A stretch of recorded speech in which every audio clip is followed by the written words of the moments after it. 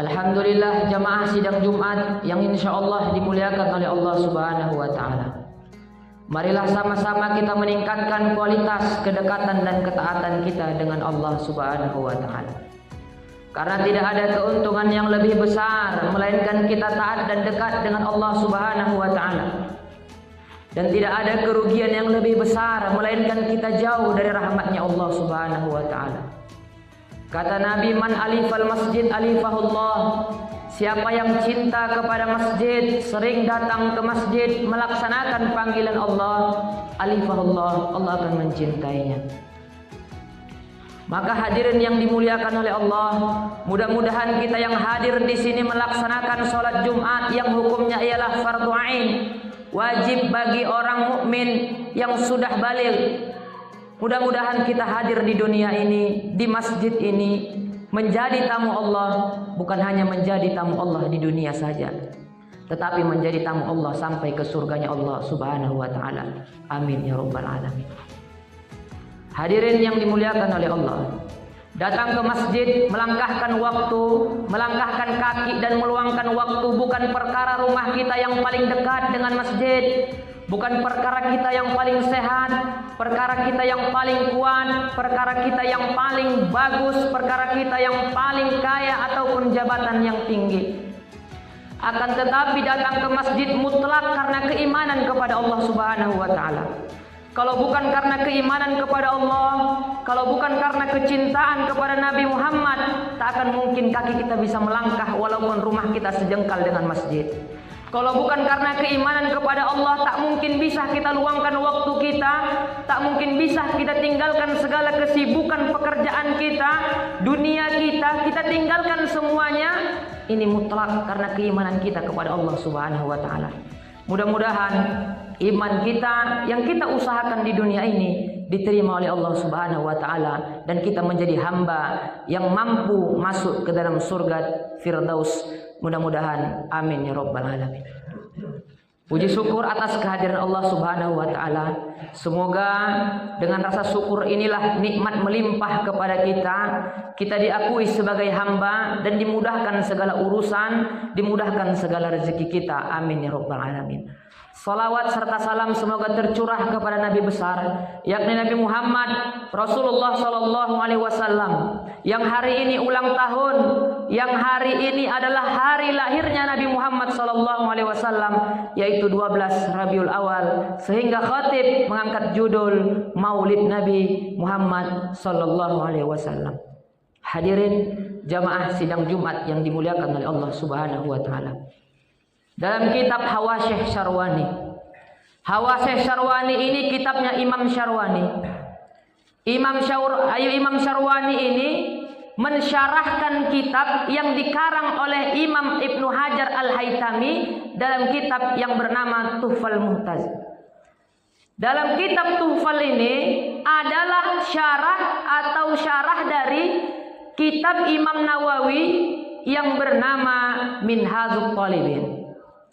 Jadi dalam fikih itu satu ada namanya kitab matan. Matannya kitab Minhaj yang dikarang oleh Al-Imam Nawawi. Sedangkan kitab Minhaj ini disyarahkan atau dijelaskan oleh Ibnu Hajar Al-Haytami, namanya kitab Tuhfal. Kitab Tuhfal ini disyarahkan lagi oleh Al-Imam Hawasyih Syarwani, namanya Hawasyih Syarwani.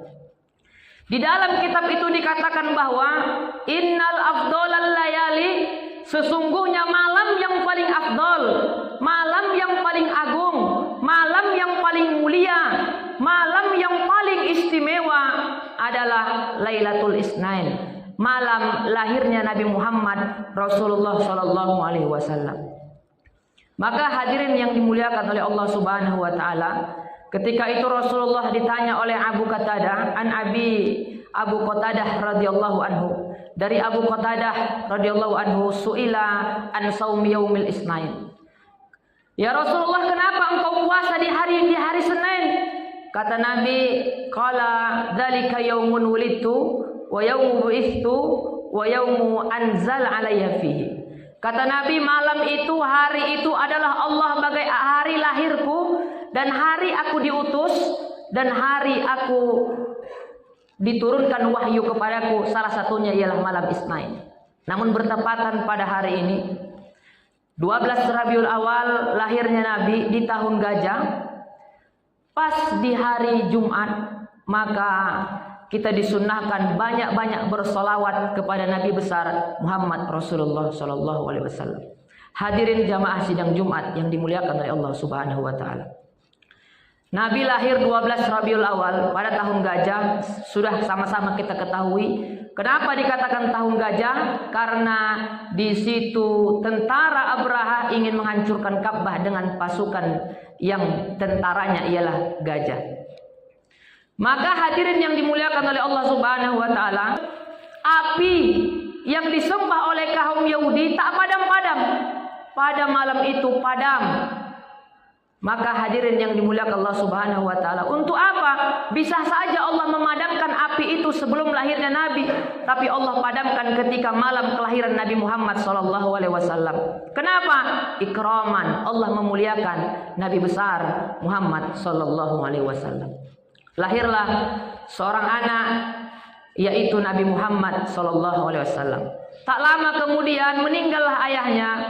Belum lahir ke dunia sudah meninggal ayahnya. Ketika ayahnya sudah meninggal, lahirlah Nabi Muhammad sallallahu alaihi wasallam. Lalu kebiasaan orang Arab memberikan anak kepada ibu susunya. Diberikanlah kepada Halimah Sa'diyah Bani Sa'ad, sehingga itu Halimah Sa'diyah. Sampai usia 2 tahun dikembalikanlah Nabi Muhammad kepada ibundanya Siti Aminah. Lalu Siti Aminah ketika Nabi berusia 2 tahun, Siti Aminah ingin menunjukkan ayahnya kepada Nabi Muhammad. Dibawalah ziarah. Sampai ziarah ditunjukkanlah kuburan ayahnya Nabi Muhammad. Hada abuka, inilah kuburan ayahmu. Ternyata jalan pulang, hadirin yang mulia, sakitlah di pertengah jalan Siti Aminah. Dirawat, ternyata ibunya juga meninggal dunia. Nabi Muhammad dalam usia 2 tahun sudah dalam keadaan yatim piatu. Kalau ada hari ini anak-anak yang ditinggal oleh ayahnya di masa-masa kecilnya dan ditinggal oleh ibunya sehingga menjadi yatim piatu, maka harus kita sayangi karena dia mendapatkan sunnah dari Nabi Muhammad sallallahu alaihi wasallam. Man ahya sunnati faqad ahabbani wa man ahabbani kana ma'iyya fil jannah. Siapa yang menghidupkan sunnah Nabi, sungguh ia cinta kepada Nabi. Siapa yang cinta kepada Nabi, dia di surga bersama Nabi Muhammad sallallahu alaihi wasallam. Karena itulah Nabi Muhammad sangat sayang kepada anak yatim. Sehingga kata Nabi, anak yatim denganku dekatnya nanti di surga seperti jari tengah dan jari telunjuk dekatnya. Tak ada yang memisahkan, sangat-sangat dekat. Karena Nabi juga lahir dalam keadaan yatim piatu. Maka hadirin yang mulia, bahwa di desa dekat Pematang juga Sungai Baru pernah kita mengisi di sana santunan anak yatim luar biasa hadirin yang mulia. Diberikan lebih 1.800.000 orang peduli kepada anak yatim. Mudah-mudahan kampung yang lain juga menyusul. Karena apa? Kesedihan mereka bukan mereka yang inginkan. Sesungguhnya semua telah tertulis di Lauhul Mahfuz. Ada seseorang yang dilahirkan dengan kedua orang tua yang lengkap. Ada seseorang yang dilahirkan dengan orang yang tidak punya apa-apa. Semua sudah tertulis, tak ada pernah keinginan kita. Namun kita sebagai seseorang yang sayang kepada Nabi Muhammad, yang cinta kepada Nabi Muhammad, maka kita pelihara, kita rawat anak yatim yang ada di kampung-kampung kita. Kita kasihi mereka, jangan pernah menzolimi mereka. Kasihi mereka, insya Allah Nabi Muhammad akan mengasihi kita. Lalu hadirin yang dimuliakan Allah Subhanahu wa taala, semua orang cinta kepada Nabi Muhammad. Ketika berusia 10 tahun dibawalah Nabi Muhammad oleh pamannya Abu Thalib. Kakeknya sudah meninggal dunia. Usia 10 tahun sudah ditinggalkan oleh ayah, ditinggalkan oleh mama, ditinggalkan pula oleh kakek yang menyayanginya atau atok yang sering memanjakan cucunya. Usia 10 tahun dia tinggal bersama pamannya Abu Thalib, ayah dari Ali bin Abi Thalib. Di saat itu Ali bin Abi Thalib ayahnya adalah orang miskin hadirin yang mulia. Makan saja susah karena anaknya banyak. Nabi Muhammad menumpang di situ. Bagaimana kita pikirkan sedihnya menumpang kepada seorang paman yang tak cukup ekonominya. Lalu Nabi Muhammad menumpang di situ. Lalu dibawalah Nabi Muhammad untuk berdagang ke negeri Syam. Sampainya di sana ada satu pendeta yang tak pernah keluar, namanya Bahira. 30 tahun lebih tak pernah keluar. Saat itu dia keluar. Dilihatnya semua pohon batu bersujud kepada Nabi Muhammad. Lalu katanya kepada Abu Thalib, mau kemana engkau bawa ini? Aku mau bawa dia berdagang. Baru kata pendeta ini, jangan kau bawa dia. Sesungguhnya aku melihat semua makhluk bersujud kepadanya. Dan dia di pundaknya ada tanda kenabian. Maka dia sudah akan, kalau sampai tahu kau bawa ke negeri Syam, orang Yahudi akan membunuhnya. Karena mereka tak mau, kecuali dari keturunan mereka adalah nabi-nabi terakhir. Mereka tak mau kecuali dari keturunan mereka. Maka dibawalah Nabi Muhammad SAW. Di usia 25 tahun Nabi pun dilamar oleh Khadijah radhiyallahu anha. Banyak pengusaha, orang kaya, orang tampan melamar Khadijah, tapi ditolak oleh Khadijah. Kenapa? Khadijah sudah jatuh cinta kepada Nabi besar Muhammad Rasulullah SAW. Karena ketampanan, karena kejujuran, karena kedermawanan. Tak ada satupun yang dibawa, barang bawaan yang dijual oleh orang-orang yang menjual barang bawaan dagangan Khadijah habis kecuali Nabi Muhammad SAW. Maka hadirin yang dimuliakan Allah Subhanahu wa taala.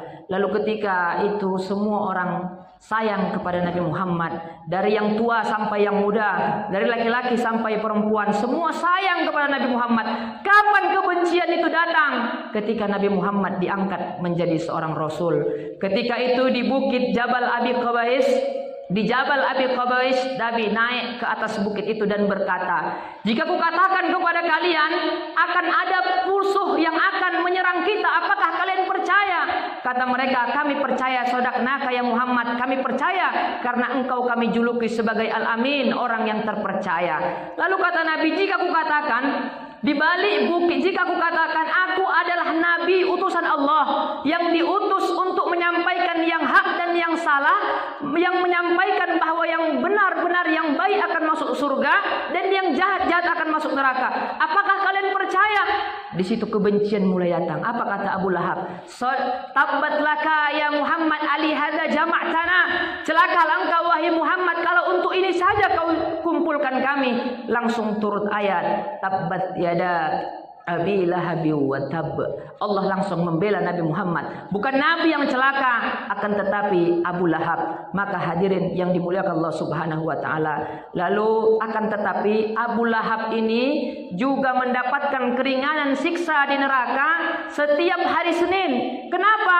Karena ketika Suwaibah, budak atau hamba sahaya Abu Lahab, memberitahukan lahirnya Nabi Muhammad, keponakannya, Abu Lahab ini bergembira dibebaskannya Suwaibah, sehingga setiap hari Senin Abu Lahab siksanya diringankan atau diperaikan atau dinonaktifkan. Maka hadirin yang dimuliakan Allah Subhanahu wa taala, begitulah perjuangan Nabi Muhammad SAW. Sejarah singkat ini menjadi pelajaran bagi kita untuk tulus mencintai Nabi Muhammad. Maka di kampung-kampung kita laksanakan maulid Nabi, laksanakan membaca salawat, laksanakan istighosah, zikir bersama, laksanakan banyak bersedekah di hari, di tahun kelahiran Nabi Muhammad ini.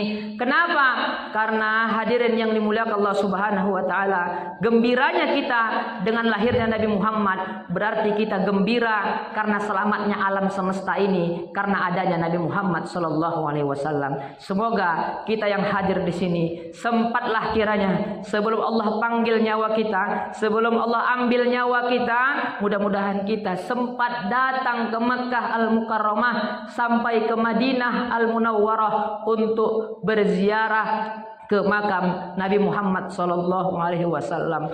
Ya Allah, mudah-mudahan kami yang hadir di sini, kecintaan kami kepada Nabi Muhammad sangat-sangat besar ya Allah. Sayang kami kepada Nabi Muhammad sangat-sangat besar ya Allah. Ya Allah, mudah-mudahan sebelum Engkau memanggil kami, sebelum Engkau ambil nyawa dari jasad kami, sampaikanlah kaki kami ke Mekkah Al-Mukarramah, sampaikanlah jiwa, raga dan jasad kami ke Madinah Al-Munawwarah untuk berziarah dan berdoa dan salat di dekat makam Nabi Muhammad SAW, yaitu di Raudhah. Maka hadirin yang dimuliakan oleh Allah Subhanahu wa taala, apa yang harus kita lakukan? Yang harus kita lakukan ialah sering bersolawat kepada beliau. Karena kecintaan ini harus kita buktikan. Sayangnya kita kepada Nabi harus kita buktikan. Karena kalau bukan karena Nabi Muhammad, kita tidak ada apa-apanya, hadirin yang mulia. Nabi Adam alaihissalam diterima taubatnya juga karena menyebut nama Nabi Muhammad sallallahu alaihi wasallam. Maka bisa jadi dosa-dosa yang kita lakukan pada hari-hari ini bisa jadi belum Allah hukum itu karena kita adalah umat Nabi Muhammad sallallahu alaihi wasallam. Kalau kita bukan umat Nabi Muhammad, mungkin satu dosa yang kita lakukan Allah pisahkan kita dengan istri kita sebagaimana Nabi Adam dipisahkan dengan Siti Hawa. Kalau bukan karena Nabi Muhammad, mungkin satu dosa yang kita lakukan Allah tarik nikmat yang telah diberikan oleh Allah. Mungkin kalau bukan karena Nabi Muhammad, satu dosa yang kita lakukan Allah ambil harta-harta kita dan Allah sakitkan kita. Tapi karena Nabi Muhammad sallallahu alaihi wasallam, kita masih diberi kesempatan untuk bertaubat kepada Allah Subhanahu wa taala. Semoga di Rabiul Awal ini, mudah-mudahan di 12 Rabiul Awal ini, di hari Jumat ini, tepat di ulang tahun Nabi Muhammad Rasulullah SAW, semakin cintalah kita kepada Nabi Muhammad sallallahu alaihi wasallam.